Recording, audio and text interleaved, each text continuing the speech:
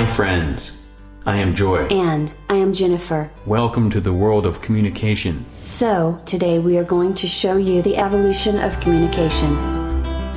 What differentiates us human from animals is the way we communicate with each other.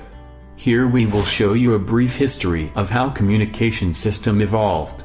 The whole journey of communication started with the caveman. The cavemen used to gather around fire to discuss their day-to-day activities. We can compare this to modern-day social networking sites such as Facebook. The one sudden day they decided to record their activities or knowledge. The cavemen then started to inscribing on the caves. We can compare this to modern-day blogging. The problem with this communication method was it was localized. When people started moving out of the cave, long-distance communication became very important. Smoke signal. This was the first long-distance communication. It was used in Northern America where each tribe has its own signaling system. A smoke from top of the hill signified danger. Smoke signal was also used in ancient China. The soldiers stationed at the Great Wall would alert for danger using smoke signal from tower to tower. In this way they could transmit message as far as 750 kilometers within a few hours. The smoke signal is still used in Vatican to indicate the selection of new pope. Pigeons. Due to their natural homing ability, pigeons were extensively used for long-distance communication. The pigeons were used by Persians, Romans, Greeks, Mughals. In 19th century, pigeons were also used to transmit stock quotations from one city to another. Cherami, a homing pigeon, was awarded the French War Cross for her services during World War I. TV series Game of Thrones has shown the use of raven instead of pigeon for long-distance communication. Pony Express. From ancient time, kings have been using human messenger to relay messages. Pony Express was the first of its kind mail service delivering messages, mails, newspapers and small packages by horseback using small relay stations. It is regarded as the first courier service.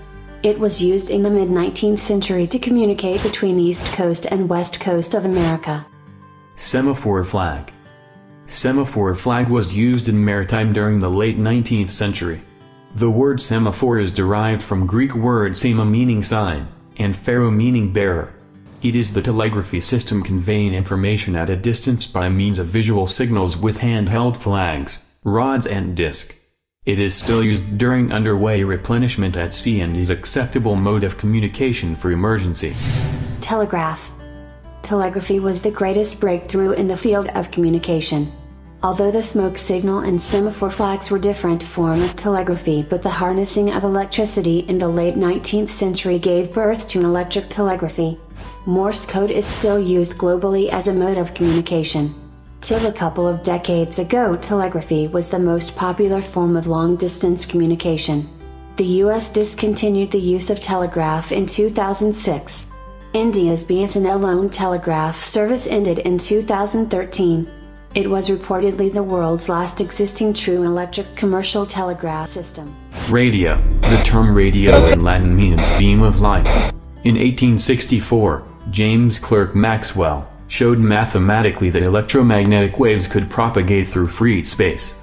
The effects of electromagnetic waves were observed before and after Maxwell, but no one could detect its presence. In 1886, Heinrich Hertz established the existence of electromagnetic waves. In 1888, he demonstrated that one could produce and detect electromagnetic waves, which we today call as radio waves. In November 1894, Jagdish Chandra Bose at Town Hall of Kolkata ignited gunpowder and rang a bell kept at a distance using microwave. During the same time, an Italian scientist Guglielmo Marconi made an electric bell which went off during lightning. This was just the beginning of a whole new era of distant communication. Early 20th century radio system transmitted message using continuous waves only. Amplitude modulation was demonstrated for the transmission of voice and music, but with little success. World War I accelerated the development of radio for military communication. After the war, commercial radio broadcasting began in 1920 and was a big hit. World War II again accelerated the development of wartime purposes for aircraft and land communication. Telephone. Until now, real-time communication was confined to diplomatic purposes or for broadcasting. Still, telegram was the fastest one-to-one communication used by common people. In 1876, Alexander Graham Bell invented the telephone. At first, the benefits of a telephone exchange were not exploited. Instead, telephones were leased in pairs to a subscriber, who had to arrange for a telegraph contractor to construct a line between them, for example between a home and a shop. It was a luxury that only rich people could afford. Later, telephones took advantage of the exchange principle already employed in telegraph networks. Each telephone was wired to a local telephone exchange, and the exchanges were wired together with trunks. Networks were connected in a hierarchical manner until they spanned cities, countries, continents and oceans. This was the beginning of the Public Switch Telephone Network, or PSTN. The major progress took place after the Second World War. So friends, here we have seen history of communication started from caveman to telephone. But this is just the beginning of a golden era in the field of communication. In the next video we will talk about how communication system evolved from wired to wireless and local to global. Also, we will see the role of government to regulate wireless spectrum, and role of private companies to develop existing network of fourth generation. So friends, don't forget to subscribe our channel and like our videos.